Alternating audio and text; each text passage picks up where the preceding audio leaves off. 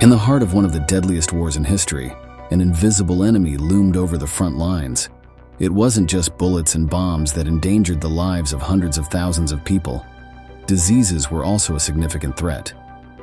In this video, we will share the story of the silent battles fought in the shadows of World War II, where humans battled lethal diseases amid adversity. Welcome to this new installment of military history.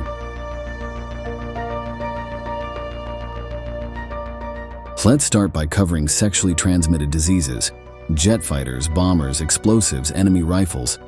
The situations that could kill or injure a soldier during World War II were immeasurable. However, it might be surprising to assert that sex caused almost as many casualties as bullets themselves, but it did.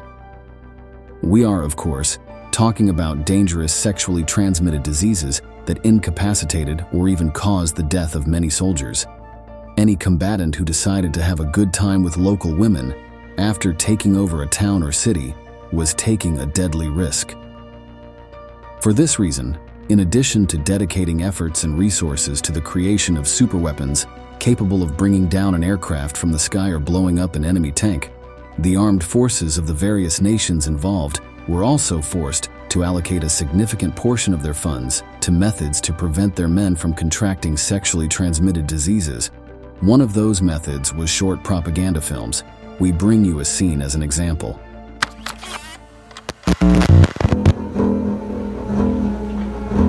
Get gonorrhea, Baker. Gonorrhea? Why, I don't know how I do. You had a dirty woman. The two most common sexually transmitted diseases were syphilis and gonorrhea. The latter was an ailment that, while not causing death, could be a real nuisance for the soldier, rendering him unfit for duty. Its symptoms included pain or burning during urination, penile discharge, testicular inflammation, bleeding, and, if not treated in time, irreversible infertility.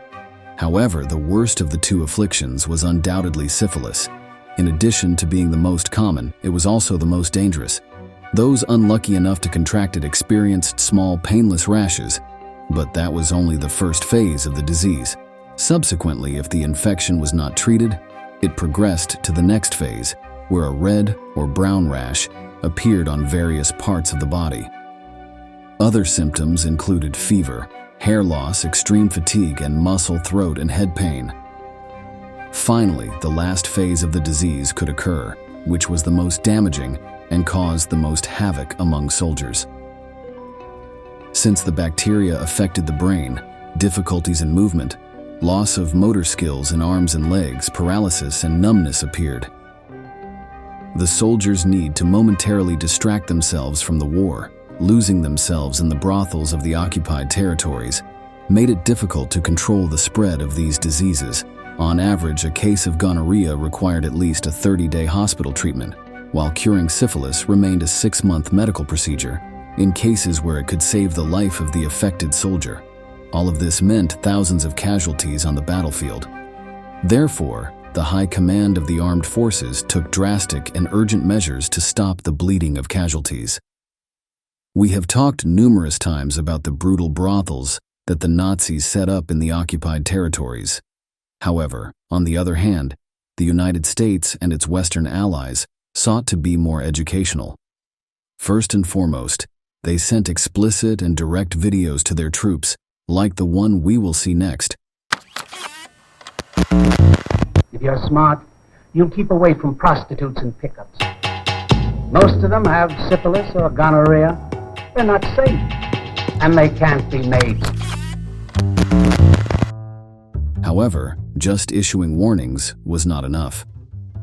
Perhaps one of the most important measures taken by the United States military to reduce the spread of venereal diseases was prophylaxis.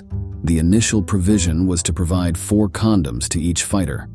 However, it turned out that this number was entirely insufficient, as many soldiers would spend almost their entire monthly salary in brothels, sometimes going more than once a day.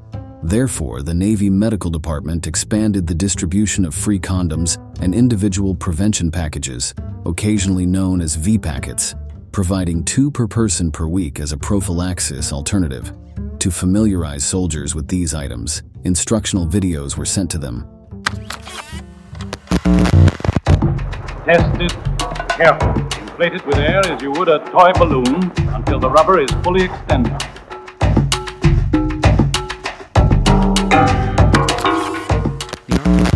A strategy to prevent the spread of sexually transmitted diseases was to appoint infectious disease control agents and implement awareness programs in collaboration with the Red Cross and special services.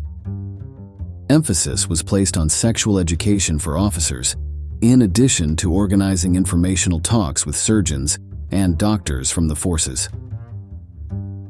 To improve the sexual hygiene of their troops, the U.S. military produced a series of documents and kits containing messages about sexual hygiene and venereal diseases. For example, there were all kinds of posters, slogans, and graphically presented warnings, urging men to take care of themselves for reasons of patriotism, unit pride, loyalty to loved ones at home, and personal self-esteem. This propaganda demonized prostitutes and attempted to prevent soldiers from going to brothels. The U.S. government produced a series of brochures handed out to the troops to educate them about the importance of good sexual health and the risks of going to brothels, as seen in the following examples.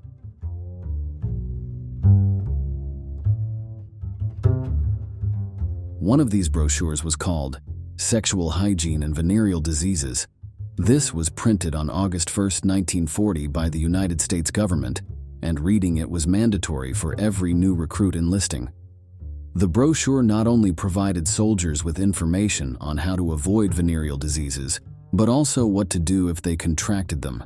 Below, we will list the most outstanding and striking points from the brochure. Virility comes from healthy sexual organs. It is not necessary to have sexual relations to stay strong and healthy. Sexually transmitted diseases can ruin sexual organs and deprive a man of his health and happiness. You now have a healthy and robust body. Keep it that way. Venereal diseases come from sexual relations or intimate contact with a sick person. They are very serious. Gonorrhea and syphilis are two of the worst. Most prostitutes suffer from venereal diseases. Protect yourself from venereal diseases by staying away from easy women. Don't risk your health. If you lack self-control, don't neglect to take safety measures. If you get sick, report immediately to your commanding officer. Time is of the essence. Willpower and self-control help keep a man's body and mind healthy. A healthy body and a healthy mind lead to happiness. As recurrent as they were, sexually transmitted diseases were not by far the epidemics that caused the most deaths. It is known that existence in Third Reich concentration camps was inhumane. Prisoners, stripped of all rights, experienced constant humiliations, uncertain survival, and endless terror. The living conditions of the inmates were incredibly unsanitary, favoring the spread of numerous infectious diseases. This led to endless outbreaks of epidemics and, ultimately, the death of tens or hundreds of thousands of inmates. The conditions in which Auschwitz prisoners were forced to live are considered the fundamental cause of the epidemics. The overcrowding of many people in a small and poorly maintained space can be an epidemic threat if healthy individuals, sick individuals, and carriers of harmful germs are mixed. This combination of conditions that promote infection spread, along with a population with low immunity, can lead to an outbreak of a deadly disease. In such extreme circumstances, it is always crucial to impose a strict sanitary regime and raise hygiene standards. However, Auschwitz deliberately adopted the opposite approach, so that the maximum number of detainees would die. We are about to share sensitive material to illustrate the conditions of the camps and the consequences of disease outbreaks in them, so we recommend discretion.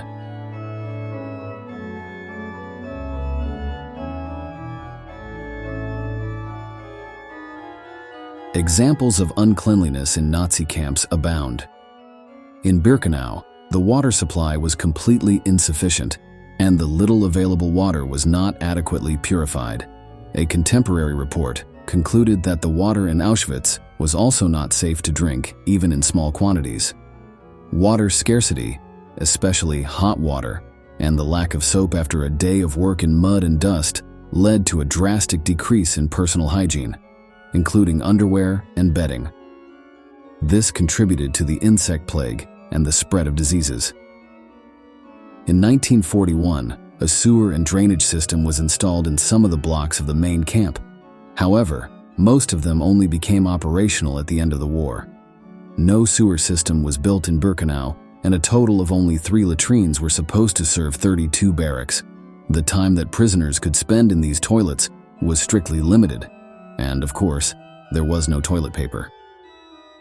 As most inmates suffered from diarrhea due to living conditions, they queued to go to the latrines several times a day, risking being harassed, beaten, and detained by the camp guards, who forced them to work, even if they had soiled themselves. The general living conditions in the camp caused many people to become ill from the early months, and that number constantly increased over time. The cold of winter seasons caused numerous cases of colds, pneumonia, and frostbite, which often directly turned into gangrene. Poor sanitary conditions also caused skin diseases, especially scabies, and almost all prisoners suffered from boils, rashes, and abscesses, primarily resulting from vitamin deficiencies and infections. Simultaneously, the victims' clothing offered no protection against blows or inclement weather. It was rarely changed or washed, and prisoners often received clothes that were still infested with lice. The shoes irritated their feet, and in winter, they did not protect them from nightly frosts. The years 1942 and 1943 are remembered as a period of terrible epidemics, especially typhus, which claimed a number of lives to this day impossible to calculate. Many prisoners also suffered from tuberculosis, malaria, meningitis, pemphigus, dysentery, and Durchfall, a digestive system disorder caused by inadequate nutrition. All these diseases were very serious because, due to the overcrowded living conditions, they could trigger an epidemic at any time. Let's hear a few words on this from survivors of these camps. The biggest killer, of course, was dysentery. They were shaking with malaria. Into the conditions that were up country, he hadn't a chance. Epidemic typhus was the most common and deadly disease of all infectious conditions in Auschwitz-Birkenau. This is caused by the bacterium Rickettsia prowazekii and is usually transmitted by lice infected by a human host.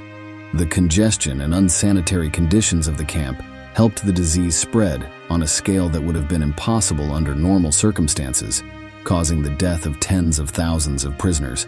Another characteristic disease of the camp was starvation, whose symptoms included bloody diarrhea, swollen legs, vision and hearing problems, memory loss, nervous crises, and, above all, exhaustion to total collapse.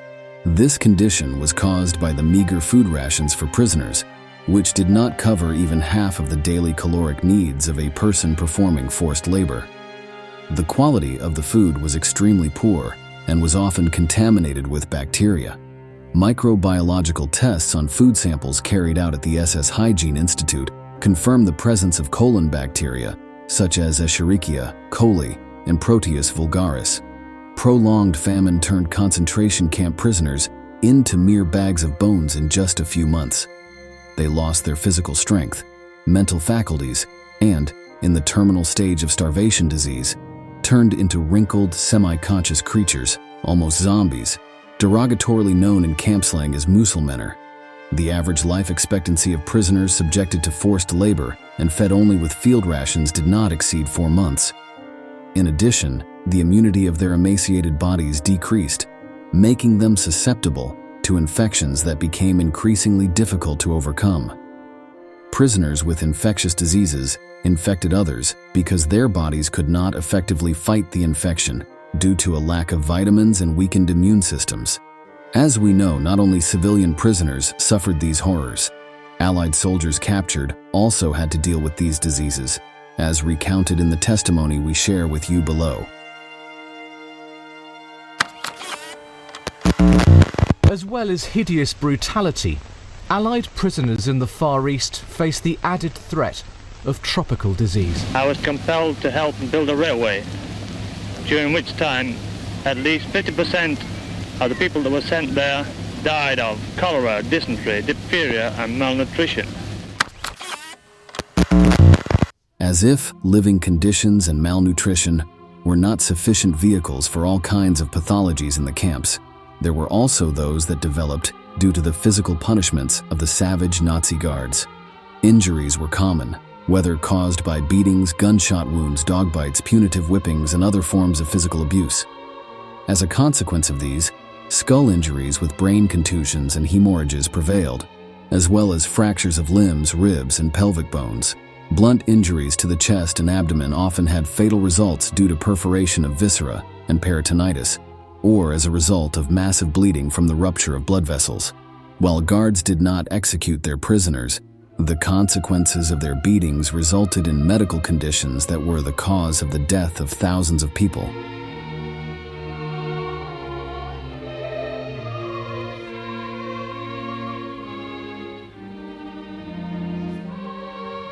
The shadow of war not only projects itself onto the battlefields, but also looms over societies suffering its consequences. Exacerbated by the war, sanitary conditions robbed the lives of countless people who, in times of peace, probably would not have had to face the terrible medical hardships they endured. Let's hope that this tragic experience serves as a lesson for future generations. In this way, we are reaching the end of today's video. We thank you for sticking with us until the end and look forward to the upcoming installments of military history.